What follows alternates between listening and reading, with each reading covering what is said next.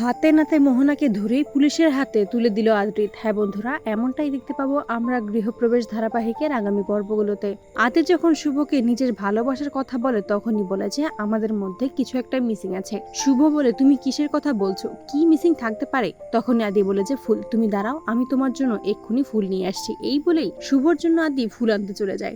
আদি যখনই শুভর জন্য ফুল আনতে যায়, অন্যদিকে মোহনা বলে যে এটাই সুযোগ। মোহনা এতক্ষণ আড়াল থেকে সমস্তটাই দিতে থাকে, বলে যে আয়ন এখন শুভর কাছে নেই, এক্ষুনি শুভকে আমার রাস্তা থেকে সরিয়ে ফেলতে হবে। এই বলে যখন শুভর কাছাকাছি আসে, হাতে চাকু নিয়ে শুভকে মেরে ফেলতে যাবে, ঠিক সেই মুহূর্তে আদি এটা লক্ষ্য করতে পারে যে শুভর পিছনে কি একজন যাচ্ছে শুভর ক্ষতি করার জন্য। হাতে একটা চাকুও দেখতে পায়। আদি ঘাবড়ে যায়, তাই ছুটে এসে শুভকে জড়িয়ে ধরে বলে যে তুমি ঠিক আছো তো শুভ? তখনই মোহনাকে ধরে ফেলে আর বলে যে আপনি কে, আপনি কেনই আমার স্ত্রীর ক্ষতি করতে চাইছেন?